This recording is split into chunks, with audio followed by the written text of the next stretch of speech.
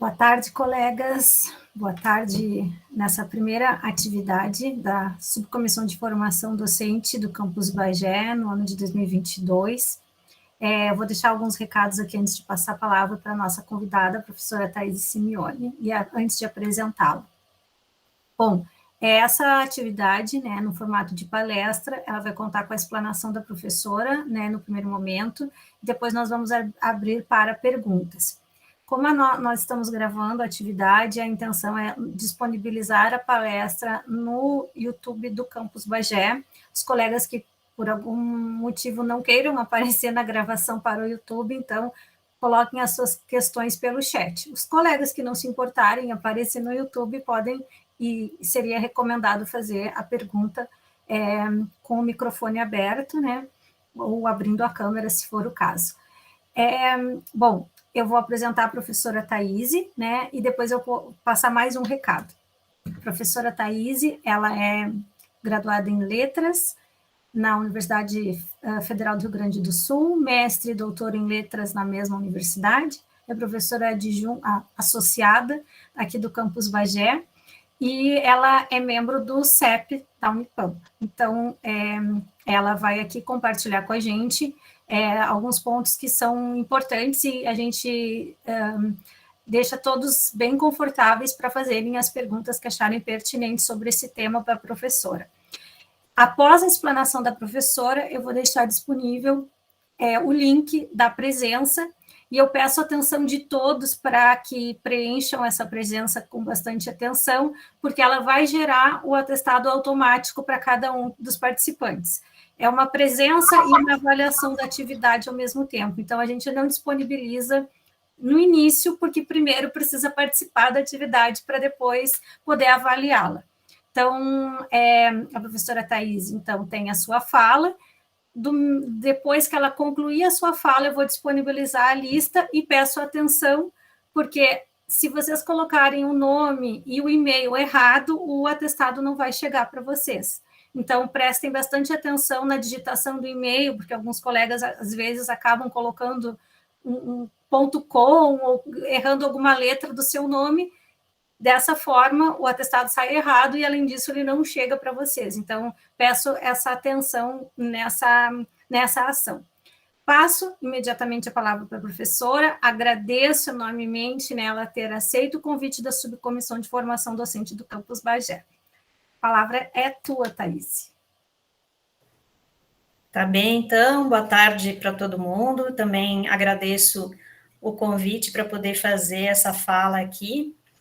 E antes de mais nada, eu queria deixar claro assim, para todo mundo que eu não estou aqui representando o CEP da Unipampa, né? Não estou falando em nome do CEP da Unipampa, mas é claro que a minha fala tem muito do que eu aprendi como membro do CEP e também como pesquisadora que submeteu projetos de pesquisa à avaliação do CEP. Então, basicamente, essa minha fala é construída por essas duas experiências, como membro do CEP e como pesquisadora que já submeteu projetos ao CEP. Eu vou, então, projetar os meus slides para que vocês possam acompanhar a minha fala. Então, o título da fala de hoje é Submissão de Projeto à Plataforma Brasil, Questões Importantes para Pesquisa na Sala de Aula. E o foco dessa minha fala vai ser justamente essa questão da pesquisa na sala de aula, né? Vão ter questões gerais que se aplicariam a qualquer tipo de pesquisa, mas vai ter questões bem específicas sobre esse contexto da pesquisa na sala de aula.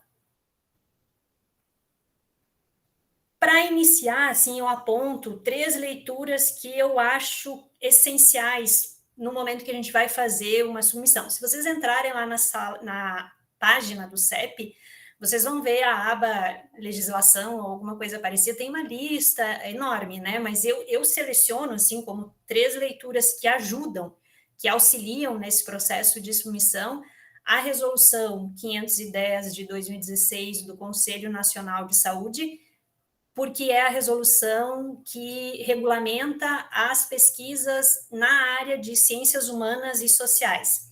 Porque, na verdade, o foco da minha fala é essa, né? São as pesquisas realizadas na área de ciências humanas e sociais e, especificamente, no contexto de ensino, de sala de aula. Então, todo mundo que for submeter projeto que entra na área de ciências humanas e sociais vai ser regulado por essa resolução 510 de 2016, então fica a sugestão de leitura. Outra leitura, que na minha avaliação é bem importante, é da Carta Circular 110 de 2017 da CONEP, que é o Comitê Nacional de Ética em Pesquisa, porque ali nessa Carta Circular tem algumas informações sobre adaptações que precisam ser feitas na Plataforma Brasil para justamente a pesquisa na área de ciências humanas e sociais, porque a plataforma ela não é feita para pesquisas nessa área. Então, essa carta circular sugere algumas adaptações, eu vou até trazer na minha fala algumas dessas, mas sugiro, então, que vocês leiam, é um documento, acho que de 3 páginas, então vale a pena a leitura. Essas duas primeiras são regulamentações da pesquisa no Brasil. A terceira não é, que são as diretrizes éticas para pesquisa em educação da Associação Britânica de Pesquisa em Educação. Então, não é, né, uma regulamentação, não é nem uma regulamentação, mas é uma espécie de uma cartilha que traz inúmeras questões importantes sobre a pesquisa em educação e ajuda, inclusive, a entender assim, algumas exigências que os CEPs, de maneira geral, fazem no momento da submissão de uma pesquisa, e às vezes a gente fica na dúvida, mas por que isso é relevante? Que diferença isso faz? A leitura dessa cartilha ajuda bastante na compreensão de algumas questões que são relevantes para a submissão, para a avaliação ética de uma pesquisa com foco na pesquisa em educação. Então, sugiro um documento um pouco mais extenso, mas, na minha avaliação, vale bastante a pena a leitura. Então, fica como sugestão, né, a leitura desses 3 documentos. Como eu disse, se vocês entrarem na página do CEP, vocês vão ver que tem várias outras regulamentações. Claro, né, seria importante ler todas elas, mas pelo menos essas 3 acho que ajudam bastante para a gente fazer essa submissão e para entender a avaliação que o CEP faz. Uma sugestão antes de vocês submeterem algum projeto é explorar a página do CEP da Unipampa, e nesse momento eu dou destaque para a aba Como enviar um projeto de pesquisa ao CEP Unipampa, que vai dar lá as instruções sobre desde como se cadastrar na plataforma, como se registrar na Plataforma Brasil, quem ainda não tem o registro, como submeter o projeto, que são questões sobre as quais eu não vou focar aqui. Porque tem as orientações lá, tem apresentações, né, em slide que mostram o passo a passo, onde clicar, onde ir, o que preencher, o que não preencher. Então, fica a sugestão de explorar a página do CEP como um todo, que tem várias informações importantes, mas com destaque para essa aba aí, que vai dar as primeiras orientações, que vão ser importantes principalmente no caso de uma primeira submissão, né? Quem já submeteu já sabe os procedimentos ali para se registrar e na plataforma para cadastrar um projeto, mas para quem vai fazer uma primeira submissão, vale a pena entrar nessa aba aí e dar uma olhada sobre as etapas que são necessárias, até para ver assim o tempo que pode demorar, né? Que não é eu tenho o projeto e no mesmo dia eu consigo cadastrar, porque depende de assinatura de direção do campus, né? Conforme eu vou mencionar aqui adiante. Então, como primeira exploração da página, fica aí essa sugestão. Tem uma observação que é bem importante, né, que está, inclusive, lá na página do CEP, que os CEPs todos, eles não avaliam projetos que já tenham sido iniciados. Então, e aí os únicos procedimentos que podem ser feitos antes da análise ética são os que não envolvem pessoas, né, como pesquisa bibliográfica, levantamento de orçamento, entre outras questões. Qualquer pesquisa que já tenha iniciado, ainda que seja uma etapa diagnóstica, mas se essa etapa diagnóstica envolveu pessoas, envolveu seres humanos, então essa pesquisa é considerada como iniciada e o CEP não avalia. E pesquisas concluídas, muito menos, né? Então é importante ter essa ciência, que se vocês querem submeter um projeto, tem que submeter antes de qualquer tipo de levantamento de dados que envolva seres humanos. Eu vou começar, então, né, feitos esses recados iniciais, falando sobre o cadastro na Plataforma Brasil. os comitês de ética só avaliam projetos via Plataforma Brasil, não tem outro meio de os comitês de ética avaliarem projetos de pesquisa, todos eles precisam primeiro ser cadastrados na Plataforma Brasil, e aí na unidade, como é que chama? Na unidade proponente, vocês precisam cadastrar ali a Unipampa para que o projeto venha para o CEP Unipampa. Se vocês não colocarem ali a Unipampa como instituição proponente, o projeto não vem para a Unipampa. Isso também está lá na página, naquela aba ali, como enviar um projeto, tem esse recado, assim, né, de que tem que colocar a Unipampa como instituição proponente, para que o CEP Unipampa avalie o projeto. Uma informação que eu acho relevante também é que os alunos de pós-graduação, eles podem se cadastrar na Plataforma Brasil como pesquisadores responsáveis.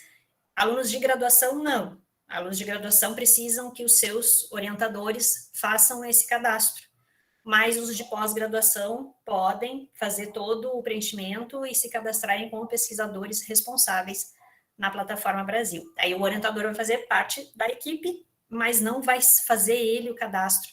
Pode, mas não precisa necessariamente ser ele a fazer esse cadastro. É importante lembrar também que nesse cadastro todos os pesquisadores envolvidos nas diferentes etapas devem ser cadastrados.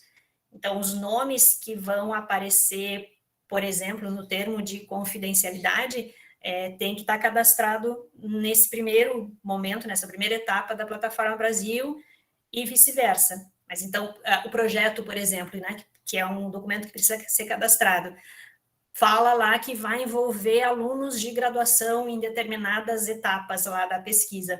Esses alunos, eles precisam ser cadastrados como membros da equipe de pesquisa e precisam assinar, então, o termo de confidencialidade. Agora eu vou falar ainda sobre o cadastro, alguns aspectos importantes dessa carta circular que eu mencionei há pouco. Vai ter lá na Plataforma Brasil o item desenho. As pesquisas na área de ciências humanas e sociais, de maneira geral, não usam essa nomenclatura, não tem essa etapa da pesquisa. Então, a carta circular sugere que no item desenho, na caixinha desenho, o pesquisador coloque vide metodologia. Hipótese. Algumas pesquisas, com relação à hipótese, né? Algumas pesquisas na área de ciências humanas e sociais podem ter hipóteses, mas no caso daquelas que não têm, e muitas não têm, aí a sugestão é que se preencha, não se aplica. E isso não vai ter problemas depois na avaliação ética do projeto. Tem 2 itens, né? Objetivo primário e objetivo secundário. Pesquisas na área de ciências humanas e sociais, em geral, não usam essa nomenclatura. Então, a sugestão é, no item objetivo primário, preencham o objetivo principal. No item objetivo secundário, preencham os objetivos específicos. São adaptações, né? Porque a plataforma, como eu disse, ela não foi feita para pesquisas na área de ciências humanas e sociais, então a função dessa carta é fazer, já que o sistema ainda não foi adaptado, então essa carta propõe adaptações para que projetos de ciências humanas e sociais possam ser cadastrados sem maiores problemas. Tem na carta os itens desfecho primário e desfecho secundário. Se as pesquisas de vocês não têm esses desfechos, coloquem lá, não se aplica. Tem outros itens que são tamanho da amostra no Brasil. Tem um que pede, informe o número de indivíduos abordados pessoalmente, recrutados ou que sofrerão algum tipo de intervenção neste centro de pesquisa, e grupos em que serão divididos os participantes da pesquisa neste centro. Aí a carta diz, se não é possível estimar a quantidade de participantes, e muitas vezes nas nossas pesquisas isso não é possível, coloquem um 0. Mas aí é importante colocar 0 nessas três caixinhas, né? Porque na Plataforma Brasil a gente preenche caixinhas. Nessas 3 caixas, coloquem o 0. Não dá para colocar 0 em uma e outro número em outra, né? Se a opção se a questão é não consigo estimar a quantidade de participantes na minha pesquisa, coloquem 0 nessas três caixas ali da Plataforma Brasil. E é válido, esse, né, preenchimento com 0, ele é válido somente para os casos em que não é possível estimar a quantidade de participantes. O que, para a pesquisa na sala de aula, em geral, não ocorre, né? Porque a gente tem uma estimativa de quantos alunos são matriculados naquela turma. A gente pode não saber exatamente quantos vão participar, e, na verdade, não tem muito como saber, mas tem como estimar a quantidade. Então, é realmente 0 só para quando não for possível estimar essa quantidade. Tem as caixinhas lá para critérios de inclusão e exclusão. A carta circular sugere para que não sejam aplicados esses critérios. Na verdade, não é nem a carta de exclusão, é a resolução 510, diz que pesquisas na área de ciências humanas e sociais não precisam preencher esses itens, então eles ficam, dá para desabilitar, não precisa escrever, não se aplica, dá para desabilitar o preenchimento dessas caixas. Agora, caso vocês tenham nas pesquisas de vocês critérios de inclusão e eles sejam preenchidos, é importante atentar para o fato de que a assinatura do termo de consentimento livre e esclarecido, o TCLE, não é um critério de inclusão, porque a partir do momento que ele assina, ele é um participante da pesquisa, então ele está automaticamente incluído, então isso não é um critério de inclusão. E caso os critérios de exclusão sejam preenchidos, é importante ter em mente que eles não são o oposto dos critérios de inclusão. Então, por exemplo, no critério de inclusão eu coloquei sujeitos maiores de 18 anos. O critério de exclusão não é sujeitos menores de 18 anos, porque eles já não estão incluídos nos critérios de inclusão. Então, os de exclusão são aquelas pessoas que entrariam nos critérios de inclusão, mas por algum motivo eles não vão participar da pesquisa. Por exemplo, os critérios de inclusão são pessoas maiores de 18 anos. O critério de exclusão pode ser pessoas analfabetas, né? Porque dentro do critério de inclusão entrariam alfabetizadas ou não. No de exclusão eu coloco que as pessoas analfabetas não vão entrar. Então, é dentro do grupo incluído pelos critérios de inclusão, quais dentro deste grupo que não fariam parte da pesquisa por algum motivo. E agora, sim, vou ficar um tempinho nessa sessão da metodologia no cadastro na Plataforma Brasil, porque ela é bem importante para a avaliação ética, não que as outras não sejam, mas essa exige de vocês uma especial atenção. Então, por isso que eu vou me deter um pouquinho mais nessa caixinha da Plataforma Brasil, que é a metodologia. O CEP daqui da Unipampa, ele pede o número de registro no SAP. Se vocês forem na página, ainda vão pedir o número do CIP, né, mas com a atualização ali da forma de registro, então vocês precisam colocar o número de registro no SAP. Por que isso? Porque o CEP tem que fazer relatórios periódicos para a CONEP, e esses dados sobre o registro na instituição, eles são importantes para esse relatório. Por isso, então, que é pedido, né, uma questão ética, mas em função desses relatórios que o CEP tem que prestar ao CONEP, que é pedido o número do registro. E esse segundo item também é em função desses relatórios que precisam ser gerados, que é a finalidade da pesquisa. Se é uma pesquisa de TCC, se é uma pesquisa de mestrado, de doutorado, de iniciação científica ou de alguma outra natureza, é pedido que logo no início da metodologia, então, o CEP, né, pede essas duas informações, o número de registro agora no SAP e a finalidade da pesquisa. Também é importante colocar, é necessário, na verdade, colocar na metodologia a justificativa para a quantidade de participantes ou a justificativa para não ter especificado a quantidade de participantes, que é o caso lá, né, de quem preenche 0 naqueles itens anteriores que eu mostrei em relação ao tamanho da amostra. É importante na metodologia justificar por que não é possível estimar o número de participantes. E para quem não preencheu com 0, porque é possível estimar, é necessário colocar na metodologia a justificativa para a quantidade de participantes. Por que isso? Porque o CEP precisa saber se aquela quantidade que foi estimada é necessário, porque se dá para fazer a mesma coisa com uma menor quantidade de participantes, é preferível uma menor quantidade de participantes. Então, por isso que é importante justificar a quantidade e também por isso é importante justificar no caso de que não é possível estimar a quantidade de participantes.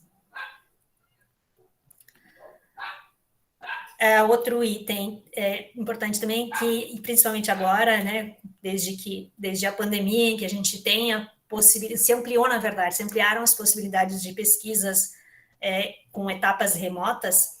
Então, em relação às diferentes etapas da pesquisa, desde o convite ao possível participante até a última etapa de coleta ou geração de dados, é necessário informar na metodologia se essas diferentes etapas vão ser realizadas de forma presencial ou de forma remota. Acredito que antes isso não fosse necessário, porque se pressupunha, se não falasse, né, se a pesquisa não falasse nada, se pressupunha que ia ser presencial, porque era um modus operandi normal, digamos assim, antes da pandemia. Mas agora, né, com essa possibilidade e esses novos hábitos aí, se ampliaram as possibilidades, como eu disse, de pesquisa remota, então é necessário fazer essa explicitação. Vai ser presencial ou vai ser remoto? Se for tudo presencial, basta dizer que todas as etapas vão ser presenciais ou todas as etapas vão ser remotas. Se vai haver algumas etapas presenciais e outras remotas, é importante especificar, no momento que for descrever cada uma, como cada uma vai ser realizada. E aí, no caso de haver etapas remotas na pesquisa, fica a sugestão de leitura ali com o link, que está lá na página do CEP da Unipampa, que são as orientações para pesquisa em ambiente virtual da Conep. Então, tem algumas orientações específicas ali para como proceder no caso de pesquisas em ambiente virtual. Sugiro a leitura. Alguns pontos eu vou abordar aqui, outros não, então fica a sugestão da leitura. E no caso das etapas presenciais, é importante descrever as medidas sanitárias que vão ser adotadas, né? Aquelas que todo mundo já está bem, já está com as quais todo mundo já está bem acostumado, mas precisa colocar lá na metodologia. Se houver qualquer, né, se em qualquer momento houver uma etapa presencial, ainda que seja a etapa de convite aos participantes, é necessário descrever ali quais são as medidas sanitárias que vão ser tomadas para não colocar o participante e o pesquisador em risco. Pelo menos por enquanto a gente ainda precisa, né, fazer essa descrição. E uma coisa importante também de lembrar é a adaptação de todos os procedimentos em relação à forma de realização. Então, se for presencial, todos os procedimentos têm que ser coerentes com essa forma de realização.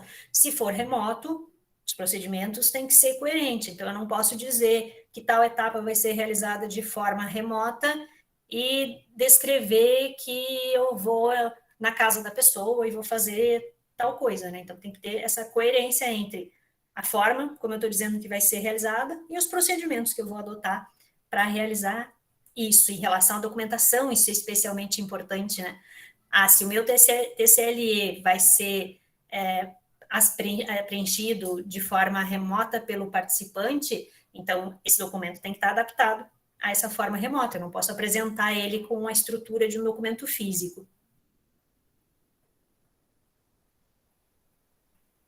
E aí agora vou citar assim, vários itens que precisam estar presentes na metodologia. É realmente uma série de questões, assim, mas, né, esses slides, eles vão ser disponibilizados para vocês, a gravação vai ser disponibilizada, como disse a professora Valesca, lá no YouTube do Campus Bagé, então vocês vão, se quiserem, né, se desejarem, vão poder retomar essa minha fala, porque realmente é uma série de itens, assim, para os quais a gente precisa prestar atenção e os quais a gente precisa descrever para que o CEP possa fazer a avaliação ética da pesquisa. Então, uma informação que precisa ter, né? Precisa dizer lá como é que vai ser feito o convite para os participantes, onde esse convite vai ser feito, quem vai fazer, é o pesquisador responsável, é um aluno de iniciação científica, quem é que vai fazer esse convite e em que momento, onde é que esse participante vai estar? Se é na escola, vai ser na turma, com a autorização da direção, vai ser a turma como um todo, vai ser cada aluno, vai ser chamado em um momento para falar com o pesquisador. Se é uma pesquisa com os professores, vai ser no intervalo da aula do professor, vai ser, enfim, né, vai ser num horário, num contraturno. Isso precisa ser explicitado para que o CEP tenha condições de avaliar se os participantes estão sendo respeitados, né, em relação à sua privacidade, em relação aos seus direitos como participantes. Então, essa é a etapa do convite, né, é saber se essas pessoas gostariam de tomar conhecimento sobre o que é a pesquisa. A etapa seguinte é a descrição do processo de consentimento e de assentimento no caso de participantes menores de idade. Precisa dizer, né? Bom, primeiro eles vão ser convidados a tomar conhecimento sobre essa pesquisa, depois eles vão ser convidados a participar dessa pesquisa.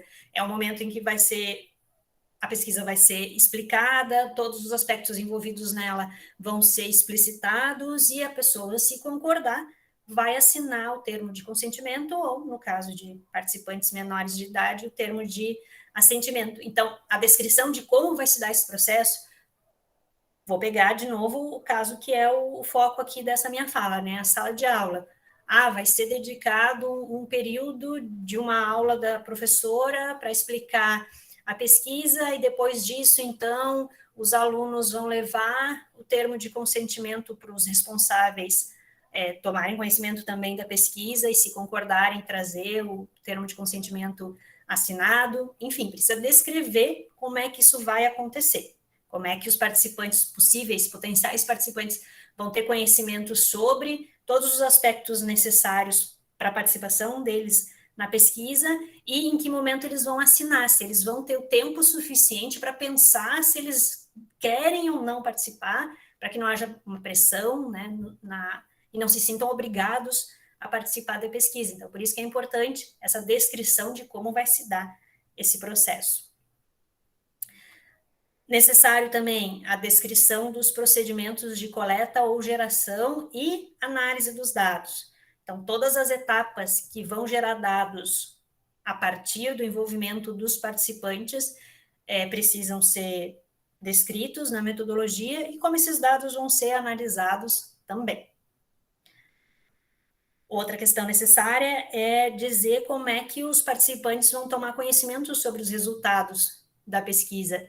E publicação de um artigo, por exemplo, não é uma forma válida, né? É uma forma de divulgação, que também é importante, que também tem que estar descrita, mas eles precisam ter esse retorno voltado para eles, né? Não para a comunidade científica. Então, precisa ser dito como é que os participantes vão ter acesso a esses resultados, como é que vai ser dado o retorno em relação aos resultados para esses participantes. Tem várias formas, né? Pode ser um folheto, pode ser uma cartilha, pode ser uma roda de conversa, pode ser uma palestra, enfim, não tem uma única forma, mas tem que ser dito como é que os participantes vão ter acesso a esses resultados. E, de novo, publicação de um artigo, publicação de uma dissertação, não é considerado uma forma válida. Aí eu vou entrar num aspecto assim que é muito importante no caso da pesquisa na sala de aula, né? Vai ter, eu sou professora do mestrado profissional em ensino de línguas e os nossos mestrandos, a grande maioria deles faz pesquisa na própria turma em que atua. E aí a gente tem essa dupla função, né? Vai ser o professor regente e vai ser o pesquisador ao mesmo tempo. Então, nesses casos, é preciso uma atenção bem especial para descrever na metodologia como é que vai ser garantido que os alunos, nessa condição de que são alunos e estão sendo solicitados a serem participantes da pesquisa, como é que eles não vão se sentir pressionados a participar? Como é que eles vão ter liberdade de participar dessa pesquisa? Algumas possibilidades, né? A garantia de que não vai ter nota, por exemplo, de que a participação deles nas atividades da pesquisa não vão envolver nota, porque se envolver nota, ele vai se sentir pressionado a participar, porque senão ele vai ser prejudicado na nota. Então, tem que pensar, né? Esse item necessariamente precisa, todos eles que eu estou listando tem, mas às vezes a gente não se dá conta, né, da relevância de explicar isso, porque os participantes têm que ter total liberdade, a participação tem que ser voluntária e eles têm que ter total liberdade para aceitar ou não participar. Nessa relação entre professor e aluno, em que tem uma hierarquia, em qualquer relação de pesquisa em que houver uma hierarquia entre o pesquisador e o participante, é essencial deixar claro como é que vai ser garantida a liberdade do participante se ele não quiser aceitar participar da pesquisa. Outro ponto importante também, que diz respeito a esse contexto de sala de aula, né? Se vai ser no horário da aula, se as atividades da pesquisa vão ser desenvolvidas no horário da aula. É possível que tenha alunos que não tenham concordado em participar, que não vão ser participantes. Então, é preciso dizer o que esses alunos que não são participantes da pesquisa vão fazer naquele momento em que as atividades da pesquisa estiverem sendo desenvolvidas. Também, mais de uma possibilidade, né? Esses alunos podem ser atendidos por outro professor dentro da sala de aula, ou em espaço fora da sala de aula, ou pode ser dito que esses alunos vão participar das mesmas atividades, mas os dados produzidos por aqueles alunos não vão ser analisados, né? Não vão ser considerados dados da pesquisa, mas isso precisa ser descrito. Então, no contexto de sala de aula, em que vai ter alunos participantes e alunos não participantes, o que os não participantes vão fazer durante a realização das atividades da pesquisa. Daí precisa descrever também em que momento essas atividades vão ser realizadas, se vão ser dentro ou fora do horário da sala de aula. Se forem dentro, tem essa questão dos não participantes e também, que é uma questão que para mim, pelo menos, quando me foi solicitado isso pela primeira vez, eu fiquei... achei estranho, mas que faz sentido, né? Então, tu vai tem uma turma, por exemplo, a minha área, tá? Língua portuguesa. Então, eles estão lá no horário da língua portuguesa. E vai ter determinadas horas aula que vão ser dedicadas às atividades de pesquisa. Então, eles não vão estar fazendo as atividades normais daquela disciplina na sala de aula. E aí tem que justificar, né? Por que a participação nas atividades da pesquisa não vai causar prejuízo aos alunos, já que eles não estão participando do que seria a atividade normal da aula. Numa perspectiva conteudista, tá? Tem os conteúdos a vencer ali no ano.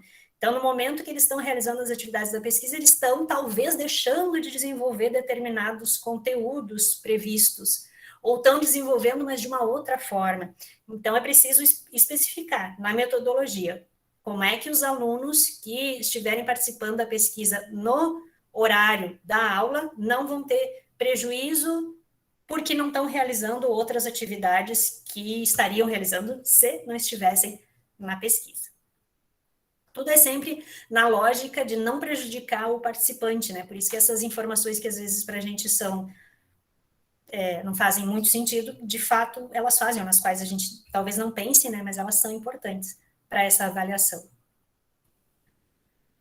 Tem casos, né? Pensando no meu contexto de atuação no mestrado, os mestrandos eles elaboram propostas de intervenção e antes da proposta de intervenção eles aplicam uma atividade diagnóstica e a intervenção vai depender dos resultados dessa atividade diagnóstica.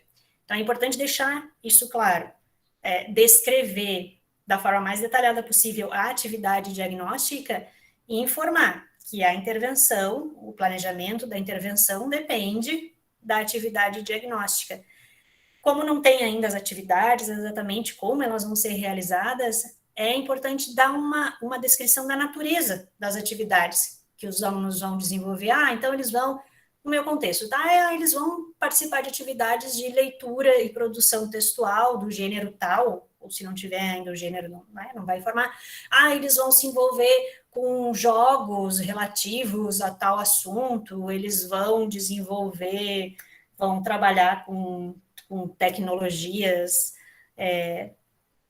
assistivas, sei lá, né? Então, pelo menos dá uma descrição de como podem ser desenvolvidas, da natureza, né, dessas atividades que vão ser desenvolvidas, porque isso também, né, o Comitê de Ética precisa saber o que esses participantes vão ter que fazer durante as etapas de coleta ou geração de dados. Então, uma descrição, ainda que não completa, mas uma descrição que faça entender assim, não vai ter, por exemplo, se for uma intervenção em educação física, esse detalhamento tem que ser maior, né, porque pode envolver esforço físico, alguma coisa que vai exigir determinadas habilidades dos participantes. Então, uma descrição, ainda que não completa, é necessária para que haja essa avaliação ética por parte do CEP. Aí, às vezes, não cabe tudo isso na caixinha lá da Plataforma Brasil, falta espaço, porque tem um número máximo ali de caracteres permitidos. Então, a orientação é de que dentro da própria caixinha de metodologia, lá no final, haja essa informação de que a metodologia vai continuar a ser descrita num documento em anexo. E aí, deve ser anexado um documento com a continuação da metodologia, e aí esse documento pode ser chamado continuação da metodologia. E aqui eu coloquei essa observação, né, de que os títulos dos documentos a serem inseridos na Plataforma Brasil não podem ter cedilha, não podem ter acento, não podem ter tio, e as palavras têm que ser separadas por um traço subscrito. Não sei se vocês nem vão conseguir, né, inserir, anexar um documento se não fizerem isso, mas aí poupa tempo. Se a gente já sabe que o título tem que ser assim, já coloca o título dessa forma e vai conseguir submeter sem problemas. Mas se esquecer também só não vai conseguir submeter e vai ter que arrumar o título. Tem a caixinha lá dos riscos. E aí, na área de ciências humanas e sociais, muitas vezes a gente pensa, então, né, que risco que o meu aluno vai ter se ele vai participar das aulas de atividades que ele poderia participar como aluno dentro de uma escola. Mas aí a concepção, então, da CONEP, né, e das avaliações éticas da pesquisa como um todo é que toda pesquisa envolve riscos. Esses riscos podem ser mínimos, como o constrangimento de participar de determinada atividade, a ansiedade por participar de determinada atividade. Então, tem que se avaliar quais são os riscos que os participantes correm, ainda que esses riscos sejam mínimos, a pesquisa não vai ser aprovada se ela disser que não envolve nenhum risco, mas pode ser aprovada se disser que estão riscos mínimos e quais seriam esses riscos. A partir da descrição de quais riscos são esses, é preciso pensar em formas de minimizar a possibilidade de ocorrência. Se é constrangimento, se o aluno pode ficar constrangido de participar de determinada atividade, o que eu vou fazer para que se diminuam as chances disso acontecer? Mas, ainda assim, o aluno ficou constrangido. O que eu vou fazer caso isso aconteça? Então, são duas, né? Primeiro, eu tenho que avaliar os riscos daquela participação nas atividades de pesquisa, depois eu tenho que pensar em formas de minimizar a possibilidade de ocorrência daquele risco e pensar também, se o risco vier a se concretizar, como é que eu vou lidar com isso no contexto das atividades de pesquisa. Aí, ainda sobre os riscos, né, tem lá naquela aba que eu mencionei do CEP sobre orientações para pesquisas em ambientes virtuais, tem esse alerta que eu vou fazer aqui, mas nos próprios riscos também, então é preciso descrever, né, se os dados vão ser armazenados em meios digitais, um dos riscos possíveis é o vazamento desses dados. Então, é preciso dizer isso, que se forem armazenados em meios digitais, tem a possibilidade de vazamento, e o que vai ser feito para evitar essa possibilidade de vazamento, para minimizar a possibilidade de ocorrência desse vazamento.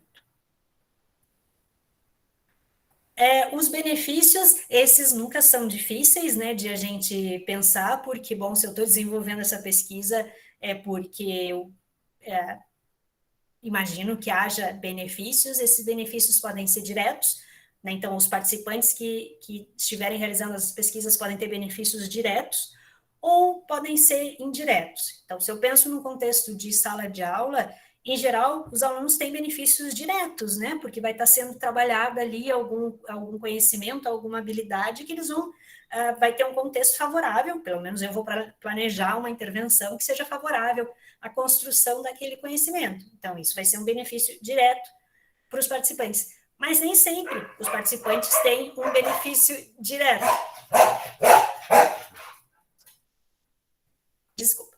Nem sempre os participantes em si têm os benefícios indiretos, mas vai haver benefícios para a comunidade em geral, depois que esses resultados forem divulgados, por exemplo. E aí também não tem problema se não tiver benefícios diretos, mas tem que deixar claro se eles são diretos ou indiretos, podem ter os dois também, diretos e indiretos, e aí quais são esses benefícios. Em relação ao financiamento, o cuidado que tem que tomar é para o fato de que a Unipampa não financia pesquisa, então tem a possibilidade, caso não tenha editais financiando a pesquisa, a opção pode ser financiamento próprio, a gente só não pode colocar a Unipampa como financiadora da pesquisa. A questão do orçamento é só atentar para o fato de que não existe pesquisa sem custo, então necessariamente tem que preencher o espaço lá do orçamento, ainda que seja com papel, com caneta, com cópia de computador, enfim, cópia de xerox, né, tinta de impressora, enfim, né, ainda que sejam esses gastos assim mais óbvios, mas tem que colocar lá porque não existe pesquisa sem custo. E a gente acho que sabe bem disso, né, porque em geral esses custos, muitos deles são financiados pelos próprios pesquisadores, né. E aí por isso talvez a gente nem se dê conta, mas é preciso então preencher a questão do orçamento. Sobre o cronograma, também, assim, bastante atenção para considerar a etapa de coleta ou geração de dados, considerar o tempo de tramitação no CEP.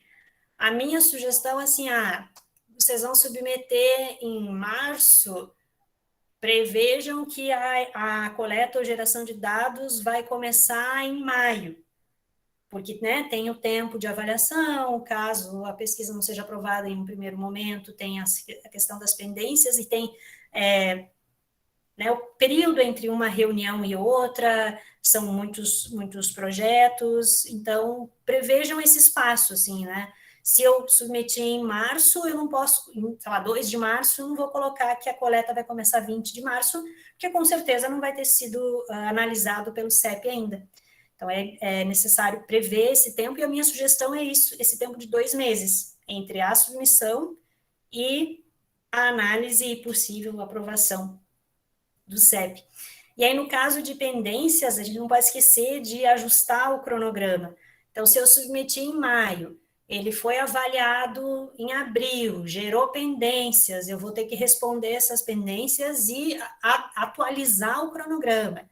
Aí, de novo, eu tenho que prever esse espaço aí de uma nova avaliação para o início da coleta de dados, porque, como eu disse lá no início, né, o CEP não avalia pesquisas que já tenham iniciado. Então, se o CEP recebe lá um cronograma em abril, dizendo que a coleta iniciou em março, bom, então, iniciou a pesquisa, ainda que de fato não tenha iniciado, só houve a questão de esquecimento de ajustar o cronograma. Então, é importante esse ajuste no caso de resposta a pendências.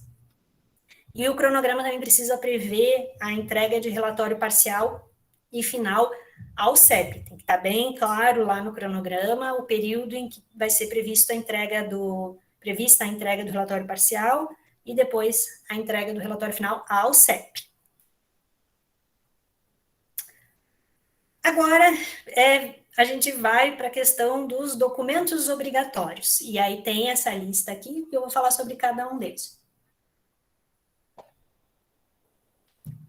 Então, tem a folha de rosto, o termo de confidencialidade, o termo de instituição coparticipante.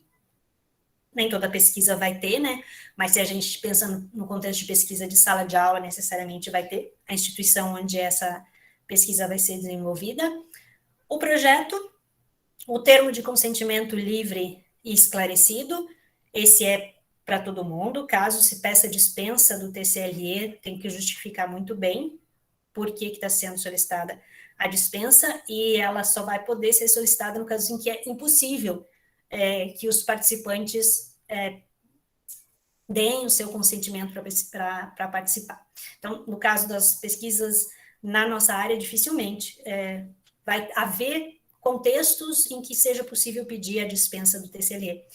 O TALE, que é o termo de assentimento livre e esclarecido, no caso de participantes menores de idade, claro, só vai ser obrigatório se houver a previsão de participantes menores de idade. E o último documento são os instrumentos de coleta ou geração de dados.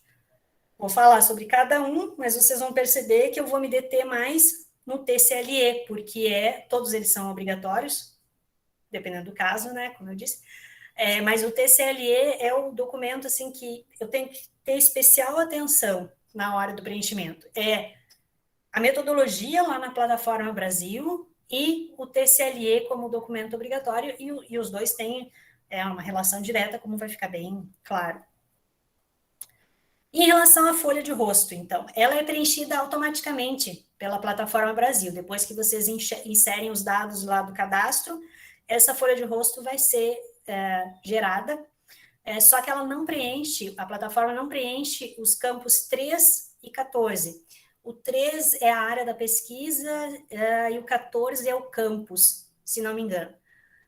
E aí não preenche, então tem que preencher manualmente. Às vezes a gente supõe que está tudo preenchido e não presta atenção que tem duas caixinhas lá vazias que precisam estar preenchidas, caso contrário, nem se inicia o processo de avaliação do CEP, ele volta para que sejam preenchidos esses dados na folha de rosto e depois é necessário fazer uma nova submissão.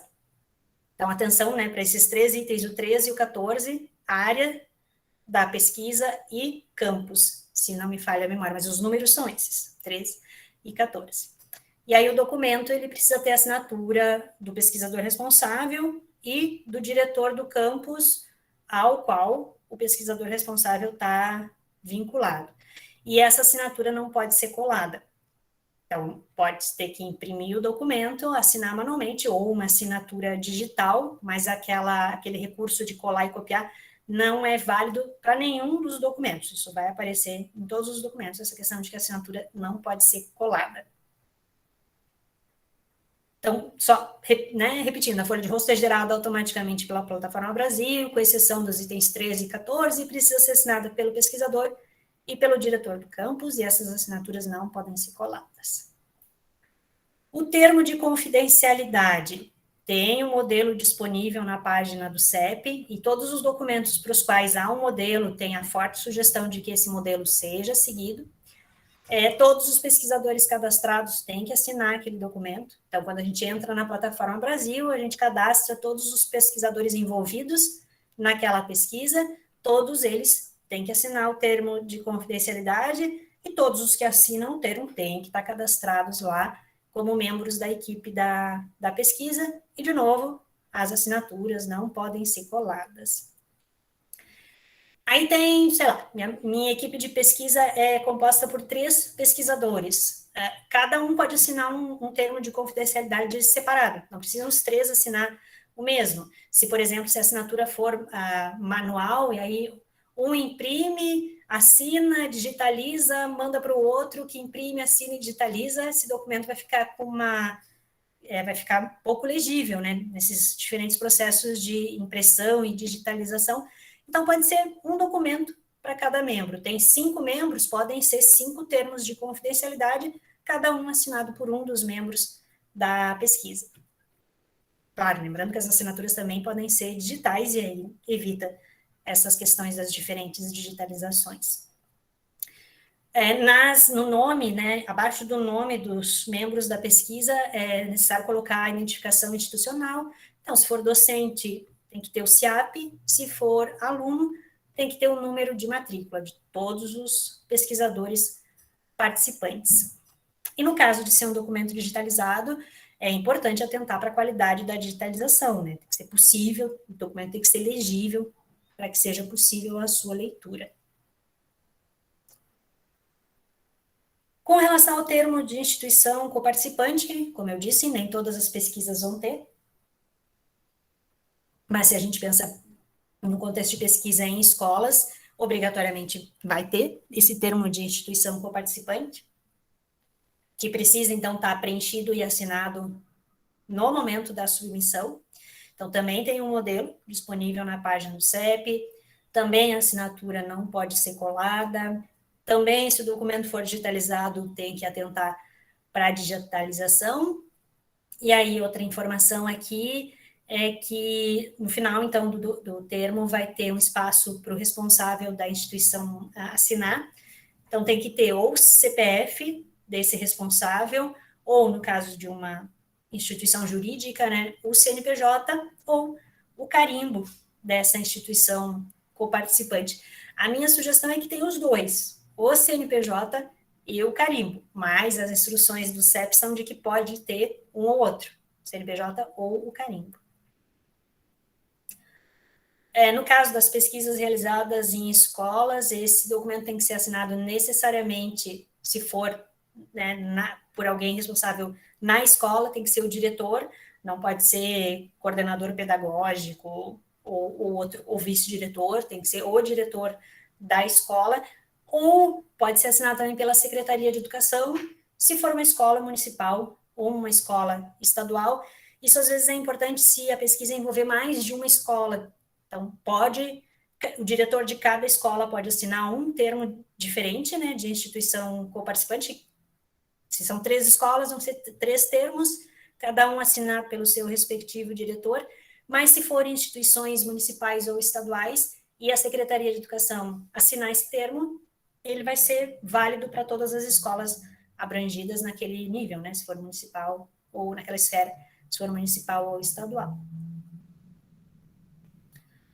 O projeto, então, tem que ser anexado o projeto, e aí uma questão importante é que tem que ter coerência entre as informações que estão no projeto e aquelas que foram preenchidas na plataforma Brasil.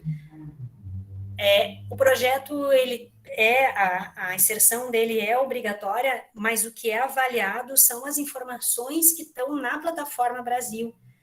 Então, o fato de que eu submeti o projeto e que a metodologia está descrita lá, não me desobriga a descrever e constar todos aqueles itens que estão ali na plataforma Brasil.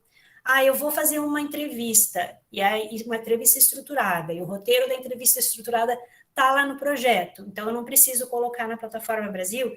Sim, eu preciso, porque o que é avaliado pelo CEP é o que está preenchido nas caixas e o que é anexado na plataforma Brasil. Então, mesmo que eu tenha, e eu tenho, né, como pesquisadora que inseri o projeto, todas essas informações que foram passadas até agora precisam estar dentro da plataforma Brasil, nas respectivas caixinhas, ou como um documento anexado. Agora chegamos, né, o TCLE, o termo de consentimento livre e esclarecido, e aí a minha sugestão é muita atenção na elaboração do TCLE.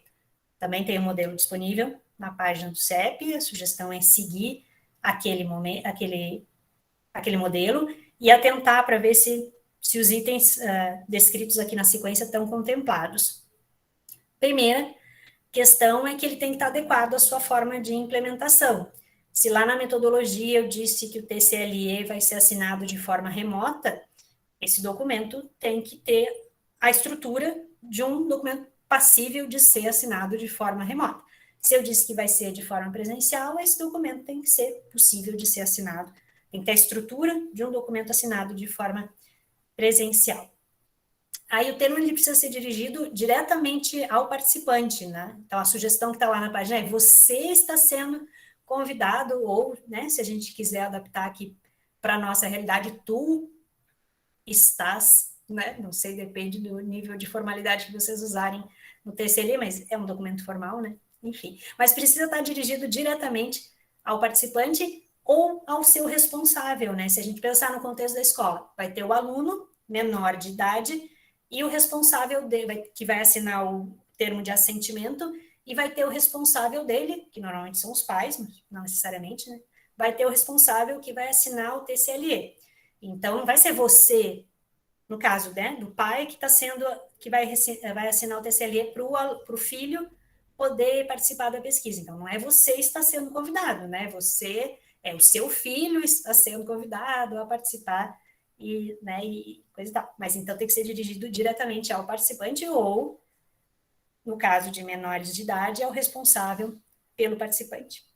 E deve ser redigido no formato de uma carta convite, né? Então, você está sendo convidado, o seu filho está sendo convidado a participar de tal pesquisa, por tais motivos e coisa e tal.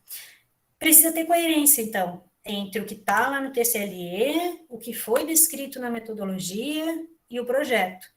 Eu não posso dizer uma coisa no TCLE, uma coisa na metodologia da Plataforma Brasil e outra coisa no projeto. Então, nesse momento de revisão da submissão, é importante verificar se há coerência entre as diferentes informações que são preenchidas nesses três documentos: o TCLE, a metodologia da Plataforma Brasil e o projeto.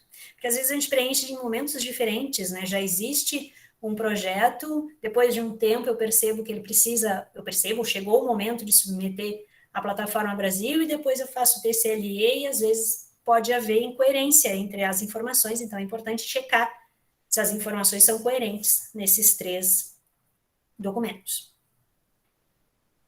Agora, os itens que têm que estar presentes necessariamente no TCLE, mais ou menos na ordem em que eles vão aparecer.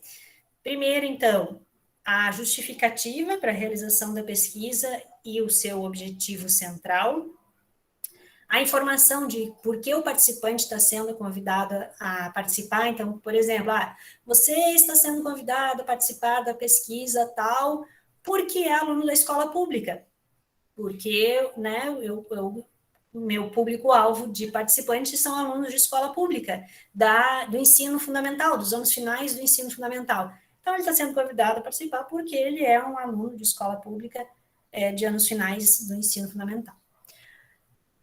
É importante, muito importante, né, descrever o que o participante vai ter que fazer e o tempo que isso vai tomar dele. Então, que tipo de atividades ele vai desenvolver e o tempo que ele vai levar, porque isso é essencial para ele decidir. Bom, quero participar ou não quero? Não, dessa atividade eu não quero participar, então não vou fazer parte dessa pesquisa. Não, essa pesquisa vai demorar muito tempo, eu não quero despender esse tempo para participar da pesquisa, não vou aceitar. Então, por isso que tem que ter no TCLE essas duas informações: o que o participante vai ter que fazer, se ele aceitar participar da pesquisa, e o tempo que isso vai tomar dele. Tem que ter no TCLE os riscos e as suas formas de minimização, que já foram preenchidos lá na Plataforma Brasil, então tem que ter coerência, né? Se eu coloquei um risco X lá, eu tenho que colocar esse mesmo risco X. Se eu coloquei lá que esse risco vai ser minimizado a partir de tais medidas, são essas medidas que eu tenho que colocar no TCLE. Também a descrição dos benefícios, diretos e ou indiretos, e eu tenho que dizer para o participante se esse benefício é direto ou indireto, e tenho que descrever quais são eles. Tudo isso é essencial para que o participante tenha real conhecimento da pesquisa e decida se quer ou não participar. Precisa mencionar assistência imediata, integral e gratuita durante e após a pesquisa. E aí tem no próprio modelo do CEP, tem um textinho que dá para, que a sugestão é justamente que se copie e cola em relação à assistência. Tem que dizer como é que os participantes vão ter acesso aos resultados da pesquisa. De novo, tem que ter coerência em relação ao que foi preenchido lá na metodologia. Se eu disse na metodologia que vai ser feita uma roda de conversa, é isso que eu tenho que colocar no TCLE. Tem que dizer como os resultados serão divulgados, e aí, em geral, é isso, vão ser, os resultados vão ser apresentados em eventos científicos, vão ser divulgados em periódicos acadêmicos, enfim, isso tem que também ser dito lá no TCLE. Tem que ter textualmente a garantia de que a participação não é obrigatória, de que o sujeito não vai ser penalizado de nenhuma forma caso decida não participar, ou caso decida não autorizar a participação da pessoa por quem é responsável, né? O pai em relação ao aluno, por exemplo, né? O pai em relação ao filho, ele tem que saber que ele não vai ser penalizado e nem o filho dele vai ser penalizado caso o pai decida não participar. Quer dizer, não autorizar a participação do filho. Tem que ter textualmente lá a garantia da possibilidade da retirada do consentimento. Então, a pessoa deu o consentimento, mas mais adiante desistiu de participar da pesquisa. A garantia dessa possibilidade de retirada tem que estar explicitada no TCLE. Isso pode acontecer a qualquer momento e tem que ser garantido que o participante ou o seu responsável não vão ser penalizados caso retirem o consentimento já depois de iniciada a pesquisa. Tem que ser dada a garantia de que o participante vai receber uma via assinada do TCLE, não uma cópia, mas uma via. Então, não é assim, assinou, o pesquisador assinou, digitalizei e enviou. Tem que ser uma via original, né? Não uma cópia do TCLE, e o participante tem que ter a garantia de que ele vai receber essa via. Tem que ter a garantia de ressarcimento ou pagamento de despesas, ou, se for o caso, a inexistência de despesas. Por exemplo, o aluno vai participar no horário da aula, então ele não vai ter despesas adicionais. A despesa que ele teria para chegar à escola vai ser a despesa que ele vai ter para participar da pesquisa. Então, ele não vai ter despesas adicionais, não vai ter ressarcimento ou pagamento. Então, precisa mencionar lá que ele não vai ter despesas adicionais, então não vai receber o ressarcimento dessas despesas que não são adicionais. Mas no caso de o aluno ir no contraturno, então ele não estaria na escola naquele momento e ele pega o ônibus para ir para a escola. Então o TCLE tem que prever o ressarcimento desse gasto que o participante, se o participante tiver. Tem que ter a garantia de busca por indenização. Também no modelo lá do CEP tem o textinho, que pode ser copiado e colado em relação à indenização. Mas não vai acontecer nada com o participante da minha pesquisa, e não tem a chance dele ter que pedir indenização. Tem que ter esse item da possibilidade de indenização e tem que colocar lá, porque tem coisas que a gente não tem como prever. Tem que dizer lá que os dados gerados não vão ser usados para outros fins, para além daqueles da pesquisa. Tem que ser garantida a confidencialidade das informações. Tem que dizer como esses dados e o material coletado vão ser guardados, por quanto tempo e o que vai ser feito depois que terminar esse tempo. O modelo do TCLE tem uma sugestão lá de que que o material vai ser guardado por 5 anos e depois que terminar esse tempo ele vai ser descartado.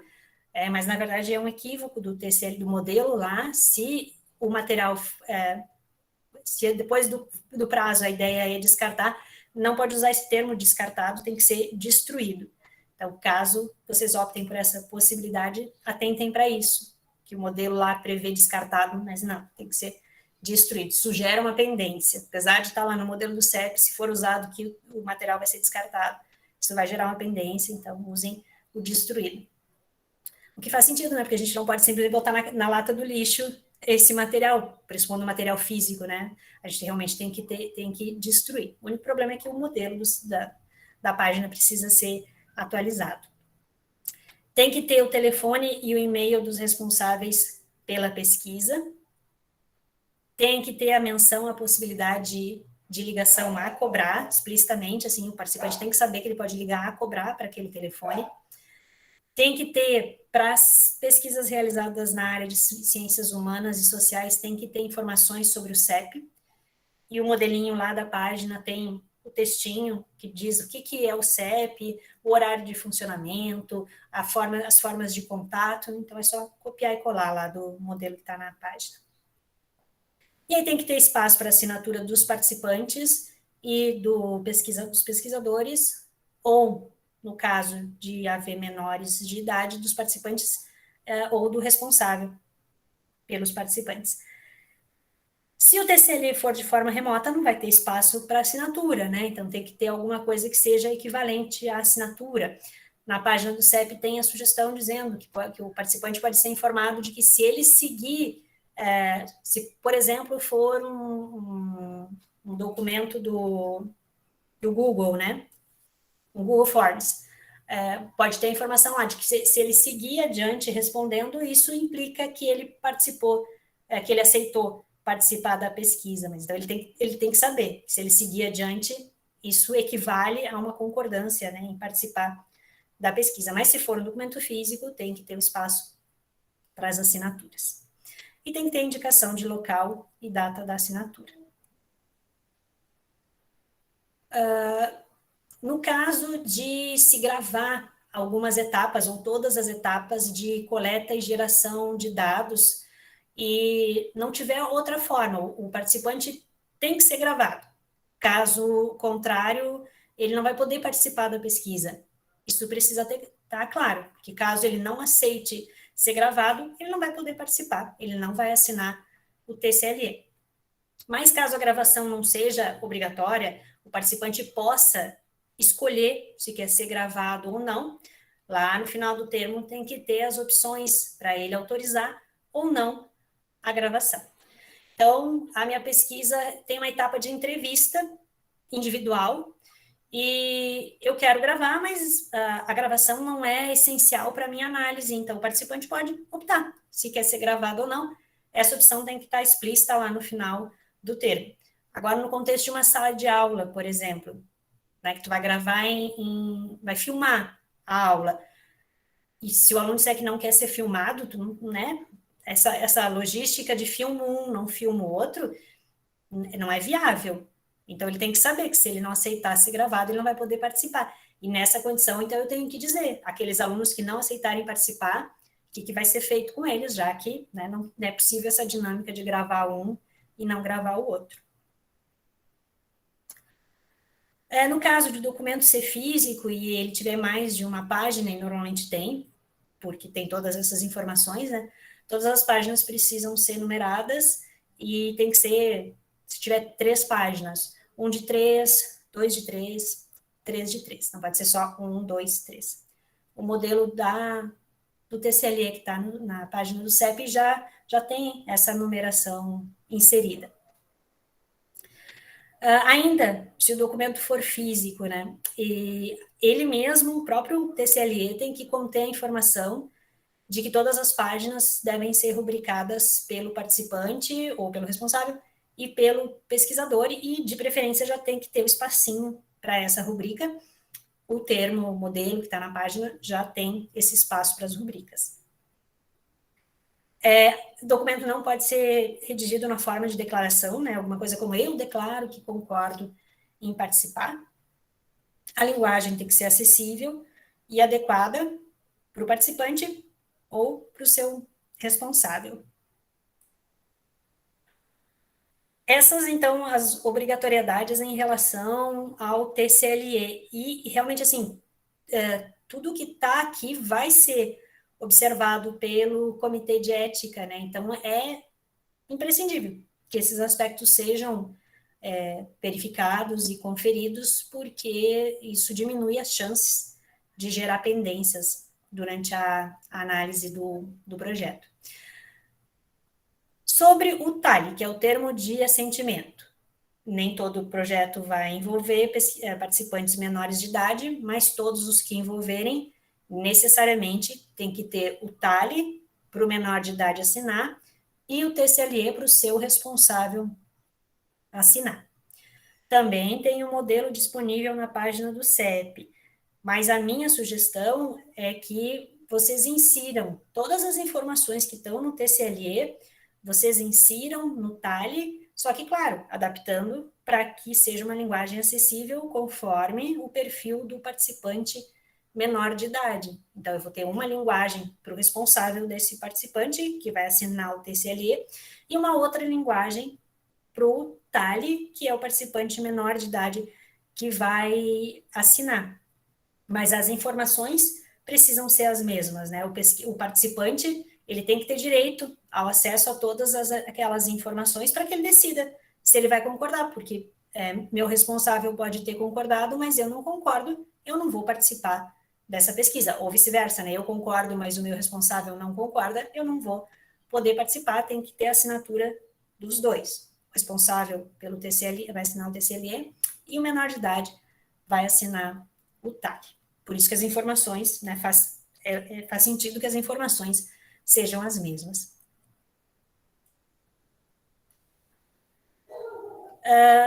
em relação a anexar instrumentos de coleta e geração de dados. Por exemplo, se a metodologia prevê a aplicação de um questionário, a estrutura desse questionário tem que estar num documento em anexo. Prevê a realização de entrevista estruturada. Então, as questões que vão compor essa entrevista têm que ser anexadas em um documento separado, lá na plataforma Brasil. Então, tudo que for possível de ser apresentado em termos de instrumento de coleta e geração de dados tem que ser anexado na plataforma Brasil. Como eu disse, não basta estar no projeto, tem que ser anexado como um documento separado na plataforma Brasil. Uma questão que eu acabei não inserindo, mas que é importante, né? Se houver participantes de diferentes perfis. Então, por exemplo, eu vou para uma escola, os professores e os alunos vão ser participantes. Então, tem que ter um TCLE para o professor, um TCLE para o aluno, se ele for maior de idade, ou para o responsável, se ele for menor, e um TALE, no caso dos participantes menores de idade. Então, cada perfil, porque as informações vão ser diferentes, as formas de participação vão ser diferentes. Então, se houver participantes de diferentes perfis, cada um vai ter o seu próprio TCLE, no caso de menor de idade, vai ter o TALE também. Submeti o meu projeto, ele foi avaliado e ele não foi aprovado porque tem pendências. Tem um modelo disponível no CEP de como preencher a resposta a essas pendências. E a sugestão é seguir esse modelo. E aí é importante deixar o mais claro possível como foram resolvidas as pendências e onde estão localizadas as alterações feitas. Então, por exemplo, uma pendência é que no TCLE não foi informado como é que os participantes vão ter acesso aos resultados da pesquisa. Então, na carta-resposta, eu coloco como é que eu resolvi essa pendência, porque eu inseri a informação do retorno, e eu digo onde é que está localizada essa alteração. Se ela puder estar destacada, melhor ainda, né? Quanto mais facilmente o relator do CEP puder localizar, isso facilita a análise e enfim, é melhor, né, do que o relator ter que ficar procurando onde é que está essa informação. Então, quanto mais claro for essa carta-resposta e quanto mais claro tiver onde é que estão essas modificações, isso ajuda no processo de análise. E aí, então eu fiz essa alteração no TALE, no TCLE, inseri a informação do retorno. Mas aí eu inseri que no TCLE que o retorno vai ser na forma de uma cartilha. Mas lá na metodologia, porque eu tinha descrito na metodologia, mas não no TCLE, mas lá na metodologia estava que ia ser uma roda de conversa. Então, todas as alterações feitas antes de submeter uma segunda versão, preciso ver se tem coerência, de novo, entre o que está no projeto, o que está na metodologia e o que está no TCLE. Ou então os riscos. Os riscos... eu coloquei lá que a minha pesquisa não tem riscos. Coloquei isso na metodologia da plataforma Brasil e não coloquei nada no TCLE quanto aos riscos. Aí tá, no TCLE eu preenchi que os riscos são X, mas eu não modifiquei o que eu tinha que modificar na metodologia eu coloquei outra coisa. Enfim, antes de submeter uma nova versão, é importante ver se tem coerência entre a plataforma Brasil, o projeto e o TCLE.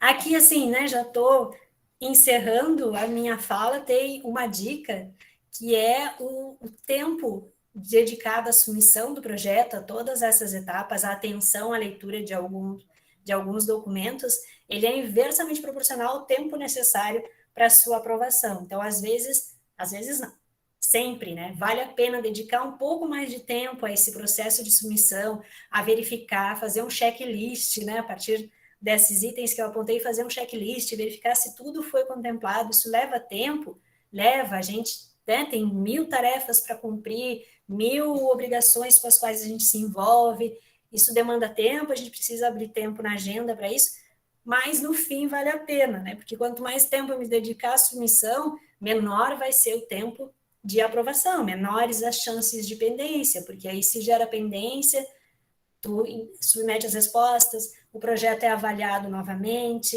se eu não atendi as pendências, vai gerar novas pendências, enfim. Então, se eu me dedicar atentamente a essa etapa de submissão, a chance de diminuir o tempo para aprovação é muito grande, porque eu vou ter contemplado o que é exigido para essa avaliação ética. E o último slide, então, fica o e-mail do CEP, né? Se vocês tiverem dúvidas no momento da submissão, em relação a algum aspecto, né? cep@unipampa.edu.br. E agora, então, eu vou sair aqui da projeção para poder ver vocês e, na medida do possível, responder as dúvidas que vocês têm.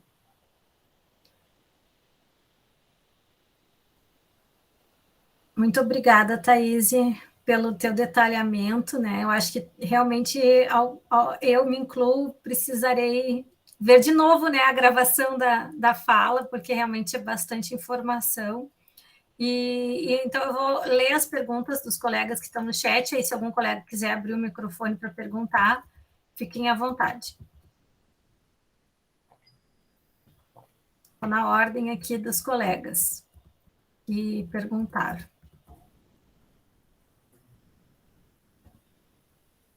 Tinha uns quantos boa tardes, então eu tenho que pular os boa tardes para poder fazer as perguntas. A professora Nelise perguntou, e para estudos retrospectivos, onde há consulta prontuários de pacientes, é necessário fazer a submissão ao CEP? Sim, tem inclusive na própria página do CEP informações sobre pesquisas que envolvem... Só um instantinho. Deixa eu só abrir aqui para mostrar.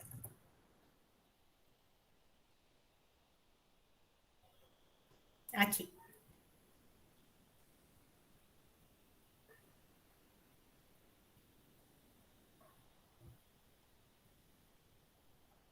Pesquisas em prontuários de pacientes, e aí tem a legislação e algumas instruções.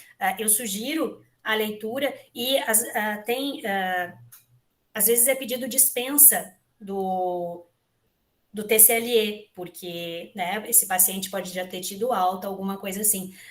E aí a minha sugestão nesse caso é uma consulta ao CEP, porque realmente essa não é a minha área de pesquisa e eu não avalio pesquisas nessa área, mas não dá para pressupor que porque é prontuário não precisa passar pelo CEP e não precisa, e pode pedir, se passar, pode pedir dispensa. Sugiro, então, a leitura desse material que está na página e, se permanecerem as dúvidas, uma consulta direta ao CEP.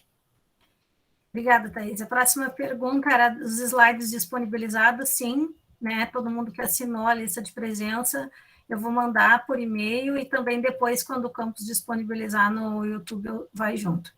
Pergunta da professora Fernanda. Gostaria de esclarecer a seguinte dúvida. Em pesquisas que envolvem análise das avaliações dos alunos, é preciso cadastrar esses alunos como membros da equipe? Não. Os membros da equipe da pesquisa vão ser aqueles que vão fazer essa análise. Os alunos que fizeram essas avaliações são os participantes, mas quem vai analisar essas avaliações vão ser os membros da equipe. E aí sim, esses precisam ser cadastrados. Professora Carolina, semelhante à pergunta da Fernanda, se o projeto trata da análise de textos de escolares e não a prática que gerou aquela produção, o projeto também deve passar pelo Comitê de Ética? Também deve, porque esses textos eles foram produzidos por seres humanos, né? Então precisa ser avaliado pelo comitê. Tá.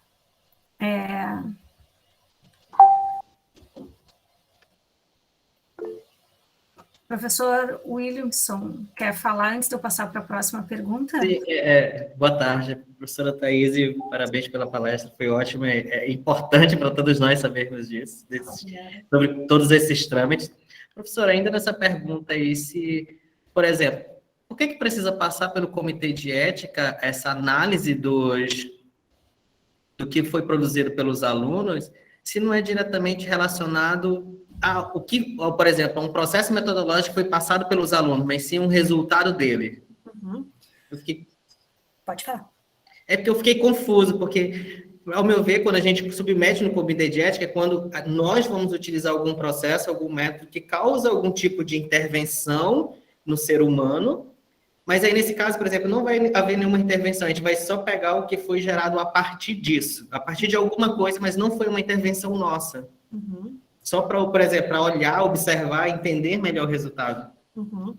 A questão é que esses textos, eles foram produzidos por seres humanos, e esses seres humanos, eles têm direito de decidir se aquele texto que eles produziram vai ser objeto de pesquisa ou não. Claro que para a sala de aula, né, a gente, como professor, tem, né, deve, né, solicitar produções textuais, mas se eu vou usar aquilo com o objetivo de fazer uma pesquisa e eu vou divulgar aqueles resultados, por mais que eu não diga, e eu não devo dizer quem é que produziu, o nome das pessoas, a escola onde isso foi feito, os participantes, as pessoas que produziram, têm esse direito de decidir se eles querem que aquilo seja objeto de pesquisa ou não. Ah, tá, porque aí a gente especifica isso lá no termo de consentimento, livre esclarecido, que a gente anexa, e aí o usuário, ele fica... Porque na minha cabeça estava muito assim, já que eu não vou usar, então se eu pedir autorização com esse termo, sem precisar do comitê, eu não teria problema. Nesse caso tem, né? Porque eu preciso passar pelo comitê de ética para ele poder avaliar esse termo se está condizente. Entendi. Sim, sim, é a única condição em que uma pesquisa vai ter aprovação ética, é passando pelo comitê de ética, né? A gente, já, inclusive na minha experiência no mestrado, antes de começar essas submissões, já orientei alunas, né, faz o termo de consentimento, faz o termo de assentimento, né? Mas isso em termos de validade, né? Se uma revista exige aprovação do comitê, isso não vai ter validade. Sim, entendi. Muito obrigado, professora. Desculpa, Valesca. Não, tranquilo. Pergunta da professora Fernanda. É possível contemplar avaliações de alunos anteriores à aprovação do projeto? Pois agora eu fiquei em dúvida. Uma situação possível que eu consigo pensar, essas avaliações, elas não foram produzidas com o objetivo de pesquisa, foram produzidas no contexto de sala de aula normal. Então, eu não estou considerando que a pesquisa já iniciou, porque não foram feitas no contexto de pesquisa. Então, me parece que sim, que ainda assim teria que passar pelo comitê para que fosse feita essa avaliação e fosse confirmado se isso pode ser feito ou não, mas se foi num contexto que não foi de pesquisa, me parece, tá? Eu não vou confirmar aqui com certeza, porque não teve casos de projetos como esses que tenham sido analisados no CEP, mas me parece que é possível, desde que o participante assine, né, em relação ao que ele produziu anteriormente. Mas aí sugiro também uma consulta ao CEP nesse caso, porque realmente nunca avaliei e nunca vi a avaliação de projetos dessa natureza. A pergunta da Letícia. Minha dúvida é, se a minha pesquisa envolve alunos de uma licenciatura, todos precisam estar cadastrados? Se sim, deve haver um contato com a turma antes de aplicar o questionário?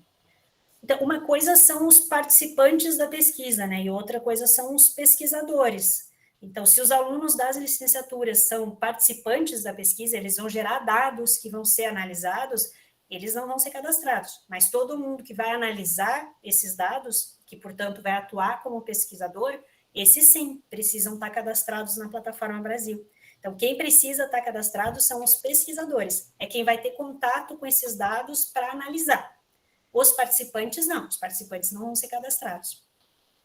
Pergunta da professora Carolina. No TSL, as informações devem ser exatamente iguais ao que foi informado na plataforma, ou pode haver uma adequação da linguagem técnica ou teórica para maior compreensão daqueles que estão sendo convidados a participar da pesquisa? Deve haver, né? Deve haver essa adaptação, porque o TSL tem que estar numa linguagem clara para a pessoa saber se ela quer ou não, se ela autoriza ou não. Então, deve ter uma adaptação. Inclusive, termos que, né, técnicos, por exemplo, que o participante provavelmente não vai conhecer, podem ser inseridos junto com uma explicação ou nem ser inseridos, ser inserida só a explicação, se o próprio termo não for necessário para que ela decida ou não participar. Mas essa adaptação, ela tem que ocorrer, necessariamente. A pessoa tem que entender o que ela está assinando.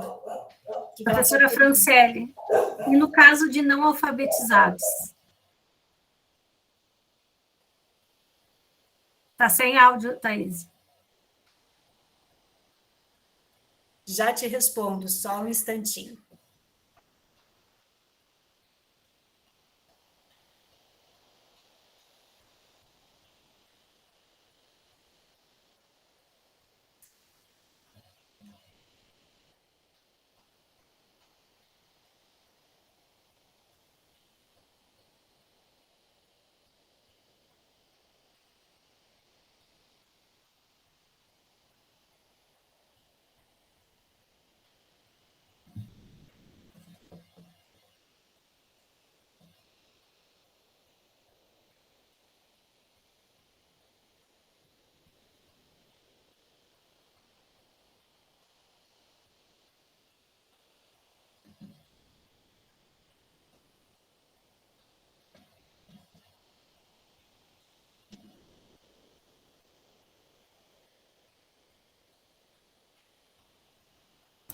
Professora, a senhora está sem áudio, professora. Obrigada. Os cachorros estavam latindo de novo, eu desliguei o áudio. O termo, ele não precisa... Estava procurando a informação, porque na página do CEP, em algum lugar, tem. Mas, de qualquer forma, o termo, ele não precisa ser necessariamente por escrito.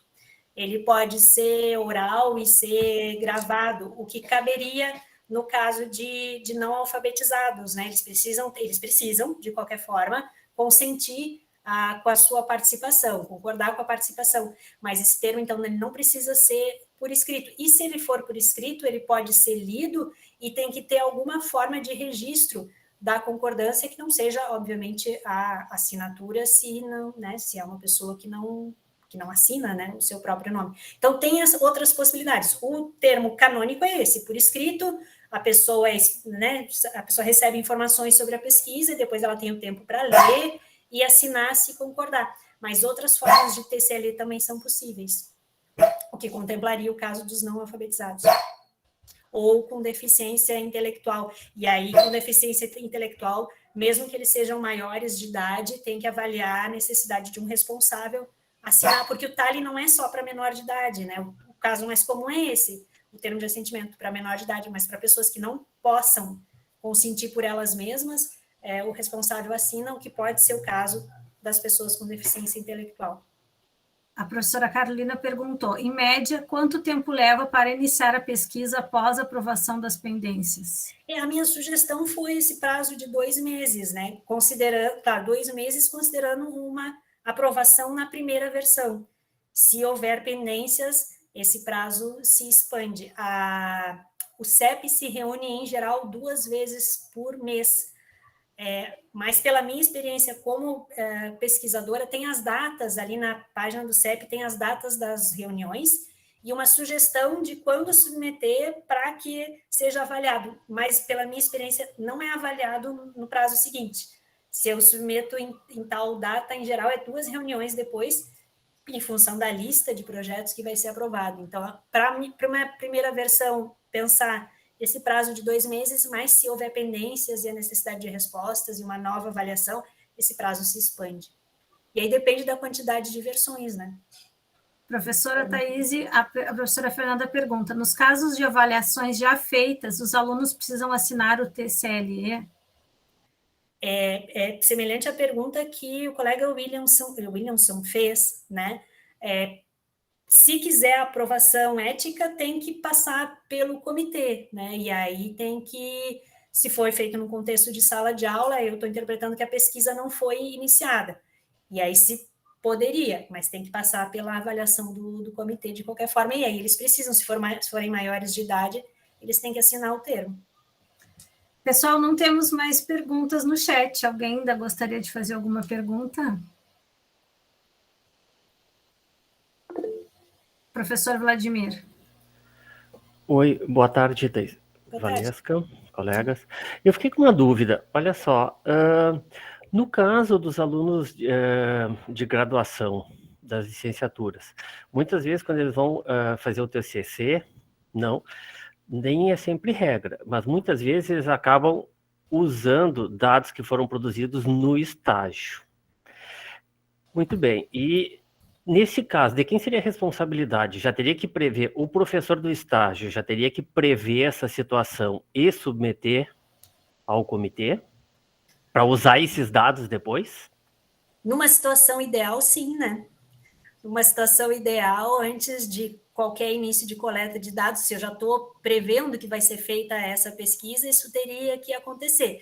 Mas, na minha avaliação, é a mesma situação da produção de textos dos alunos, né? Assim, se eu quero usar para fins de pesquisa, como eu disse, necessariamente eu teria que passar, mas se foi feito um estágio, e o estágio aconteceu normalmente, sem a previsão da realização de uma pesquisa a partir desses dados, me parece é em função do que eu disse, que esse tipo de pesquisa nunca apareceu no comitê, mas me parece que é possível.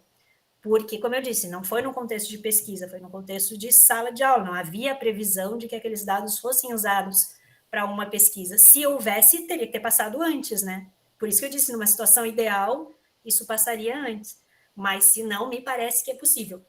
Mas aí tem que ter essa essa análise do comitê para ver se essa é uma realidade viável mesmo. Sim, porque no caso fica muito semelhante à questão dos prontuários ou a um banco de textos que exista por algum motivo, né? Então, a gente pode ter algo que foi registrado há 10 anos, uma sequência de várias disciplinas. Então, se a gente tiver o interesse de usar a posteriori qualquer material, a gente deveria entrar em contato com essas pessoas a posteriori para solicitar autorização para o uso na pesquisa, sendo que naquele momento em que foi utilizado aquele material, não havia essa intencionalidade. É mais ou menos isso. Né? No momento que foi produzido, não foi produzido para um objetivo de pesquisa, né? Ok. A professora Sônia levantou a mão.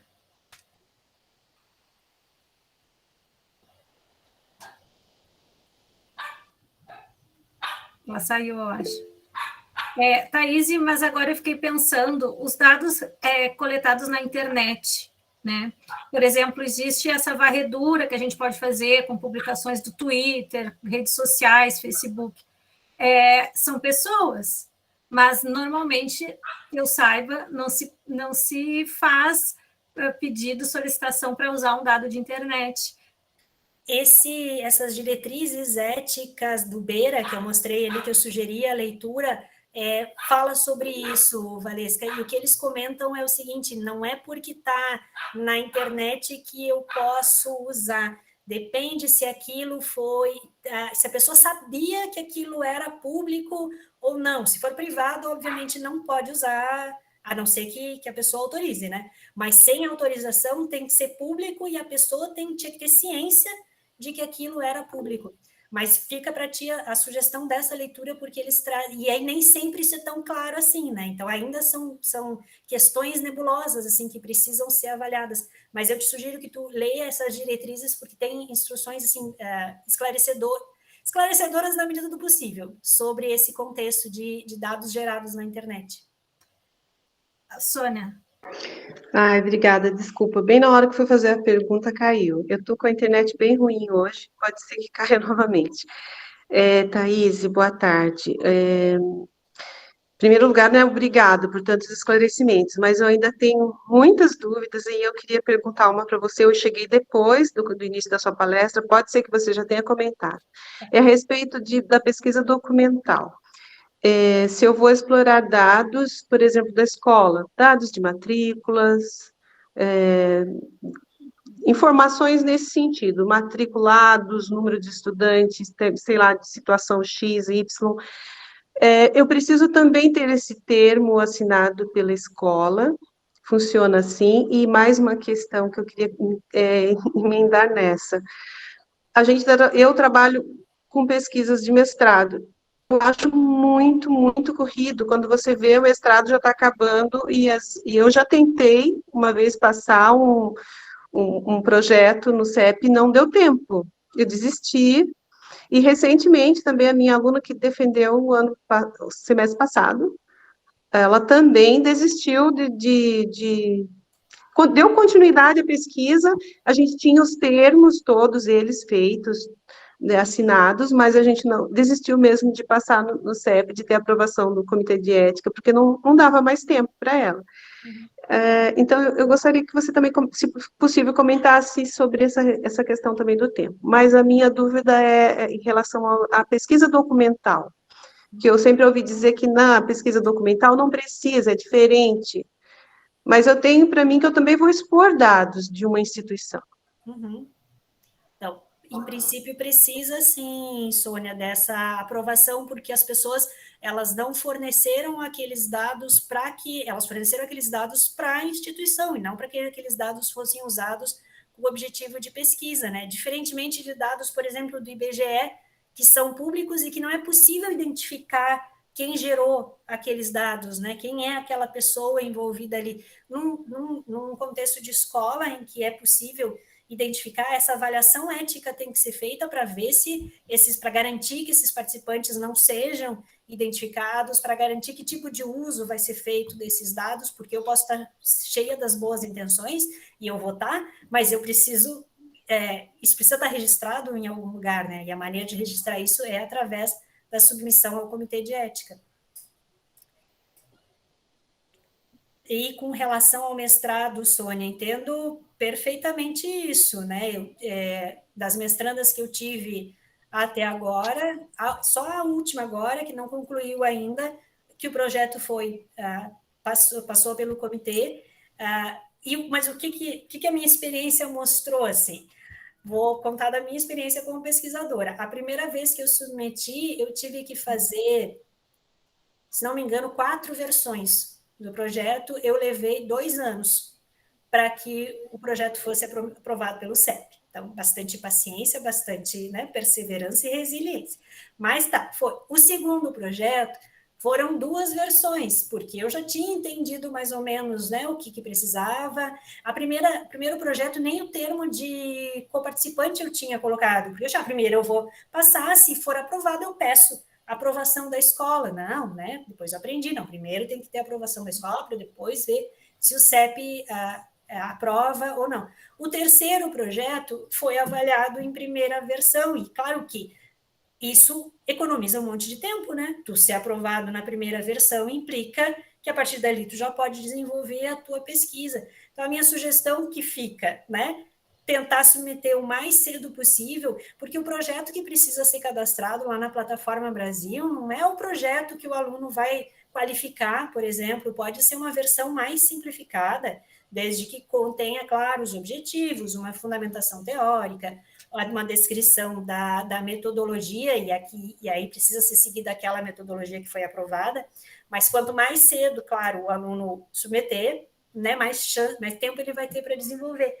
E a minha sugestão é não ter medo de submeter, porque é esse processo, né? Eu vou submeter uma vez, provavelmente vai ter pendências, a próxima submissão de um outro projeto, esse tempo já vai diminuir. Então, quanto mais tarde eu deixar para começar a passar pelo CEP, né, mais tempo esses projetos vão demorar. Então, a minha sugestão é essa: submeter o mais cedo possível e, em relação ao aluno, e eu, como pesquisador, iniciar esses processos de submissão até para perder certos medos e para aprender como funciona, né? Professora Francela.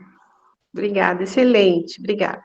Outra sugestão, Sônia, já passo a palavra para ti, Franciele. Outra sugestão é participar do CEP, porque a gente aprende bastante participando do CEP e a gente precisa de pessoas da área de ciências humanas e sociais no CEP justamente para ter esse olhar para esses projetos. Não que a gente não vá solicitar, fazer exigências que são necessárias, mas para a gente entender melhor esse funcionamento. Tem sido um aprendizado bem grande para mim, essa participação. Certo, estou pensando nisso. É uma possibilidade, sim. Obrigada, Thaís. Tá bem. Franciele? Boa noite, pessoal. Desculpa, eu sei que está acelerada a hora, eu vou ser bem breve. Eu só gostaria de, assim, continuar nessa reflexão com a Sônia e na verdade, só confirmar contigo. Da forma como a gente ouviu, não se pode iniciar uma pesquisa, caso a gente queira ela toda regularizada, enfim, como foi demonstrado aqui, nem mesmo fazer a fase diagnóstica, né? Então, isso nos obriga a ser muito céleres após a seleção dos estudantes de mestrado. Estou colocando que quem tem 2 anos, né, um tempo apertado. Isso vale mesmo assim, ou seja, se eu vou prever o início de uma pesquisa com esse sujeito para o 12º mês dele no mestrado, eu já tenho que, então, durante todo aquele processo ali anterior, ter isso aprovado, né? Eu não posso fazer absolutamente nada, eu entendi antes. Uma visita de reconhecimento, por exemplo, na instituição, nada disso, né? Para confirmar que, de fato, é nada mesmo, né? Por exemplo, me aproximar de uma escola, consultar uma rede de gestores sobre necessidade de uma formação. Não, isso pode. Isso pode, porque isso não vai estar gerando já dados diretos que vão ser analisados, né? Mas essa consulta, esse conhecimento, esse reconhecimento do contexto para ver, bom, é realmente naquela escola que eu vou aplicar a minha pesquisa, eu vou conversar com professores, com gestores, com alunos, isso eu posso fazer, desde que isso não sejam dados depois para a pesquisa. E assim, complementando só bem rapidinho, eu queria te perguntar a respeito da prática de cadastramento a gente chama vulgarmente de projetos guarda-chuva, não sei nem se é isso que se fala, mas eu já ouvi falar, Uhum. Então, assim, quando o pesquisador tem um projeto aprovado dentro de uma certa área e linha de trabalho, e os mestrandos, né, que chegam, os doutorandos, eles acoplam, né, digamos assim, a essa temática, a esse tema, e desenvolvem nuances desse projeto geral. Como é que é a interpretação, assim, em termos do comitê sobre isso? É pouco provável, Franciele, de um projeto guarda-chuva ser aprovado. Por quê? Até na página do CEP tem uma orientação em relação aos projetos guarda-chuva, e a orientação é que não, que eles não sejam submetidos. Porque, né, vocês viram o grau de detalhamento que precisa ter a metodologia e que precisa ter o TSLE. E um projeto guarda-chuva, pela sua própria natureza, é muito mais genérico do que isso, né? Então, é difícil que tu consiga, assim, não é impossível, já vi projetos dessa natureza, eles não são explicitamente chamados assim, mas pela estrutura fica claro que são, mas vi até agora dessa natureza ser aprovado, Franciele, por causa dessa característica, do detalhamento que precisa ter nessa submissão e que o projeto guarda-chuva, na grande maioria das vezes, não tem. Sim, não daria conta de tantos orientandos, por exemplo. Tá, eu te agradeço, obrigada. A gente está tomando decisões aí, o melhor encaminhando. Obrigada, Thaís. Tá bem. Professor Márcio. Bom, primeiramente, parabéns pela organização aí da equipe do campus de Bagé, e ótima fala, professora Thaís, bastante esclarecedora. Eu tenho, assim, aqui é o espaço para a gente entender a plataforma, esse é o seu foco, né? Eu particularmente, eu tenho muitas críticas, né, a esses encaminhamentos do Conselho da Saúde e tal, porque a base dessas pesquisas, elas são pesquisas positivistas de coleta de dados, enfim. Mas a questão aqui que traz e pertinente é para a gente entender a plataforma e naquilo que a gente tem que se adequar, né? A minha pergunta é assim, tem algum caso assim que o Conselho de Ética poderia dizer, olha, essa aqui não há necessidade de submeter ao Conselho de Ética e a todo o trâmite, mesmo sendo com alunos? Eu lembro de ter lido alguma coisa logo quando surgiu essas resoluções e que enquadraram aí a área da educação e das ciências sociais. Se eu não me engano, falava alguma coisa de que quando não mudasse a rotina e tal, né, daquele espaço, daquele ambiente. Então, só confirmar se existe alguma brecha, não é, que possa se ter um parecer de que, olha, não precisa. Então, essa é a questão. Um exemplo daí para isto, e pegando o seu próprio exemplo, né, de uma pesquisa na sala de aula, onde o pesquisador, o mestrando, ele é o professor da sala de aula, e está comprovado de que as intervenções que ele está fazendo são as intervenções que ele já faria se não fosse a pesquisa. Então, ele assiste o filme, tem que ler os livros lá que a senhora falou, né, de literatura, por exemplo, e tal. Então, a intervenção já está dada pela rotina da sala de aula. Agora, o que me parece é que os alunos e as crianças e os pais vão ter que autorizar a publicização daquilo que na rotina não seria publicizado, o dado, não é? E a informação que é gerada. Então, nesse sentido, não é, que eu pergunto assim, se há, né, para esses casos em que comprovadamente não se modifica a rotina da sala de aula, porque a professora fazia isso antes já, só não fazia com um olhar de pesquisador e agora passa a fazer com um olhar de pesquisador. Então, só essa, já reforço os parabéns que eu fiz antes pela sua excelente fala, né, e sistematização dessa trama complexa que é esse processo todo. Obrigado. Márcio, eu estou abrindo aqui, Beresse, eu estou abrindo aqui a resolução 510, porque ela tem esse trecho sobre as atividades de rotina, para te mostrar como é que está. Não consigo fazer busca? Timeiras, talvez, não.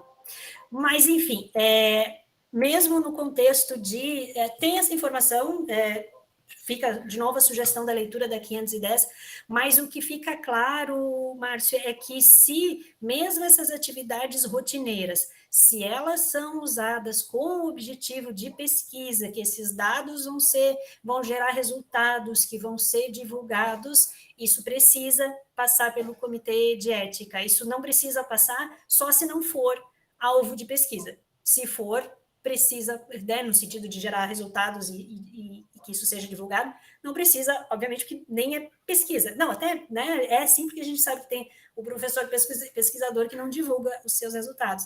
Mas se o objetivo for fazer pesquisa e divulgar esses resultados, tem que passar pelo comitê de ética, ainda que sejam atividades rotineiras, né? O professor aplicou um projeto lá inovador, e aí, num ano, e ele gostou tanto, e agora ele quer analisar os resultados, vai aplicar o mesmo projeto. Se eu quero que tenha a aprovação do comitê de ética e que seja publicado em determinadas revistas, tem que passar pelo comitê de ética. Tu não vai ter justificativa para não ter passado pelo comitê de ética. Justificativa legal, né? Obrigado, professora. Bom, eu acho que a gente encerra, né? Tenho certeza que poderíamos ficar mais tempo aqui, mas a Thaís também já está cansada de falar e é preciso digerir um pouco certas informações, né? E também é uma decisão de cada uma, porque algumas revistas não vão exigir, enfim, né? Cada vez esse cerco está aumentando mais, né? Até revistas de extensão hoje têm exigido, né? Então, é uma decisão de cada pesquisador, na realidade, nesse momento. Muito obrigada, Thaís, e muito obrigada aos colegas pela participação, e até a próxima atividade, né, da Subcomissão de Formação Docente do Campus Bagé. Tá bem, obrigada pela atenção de vocês também.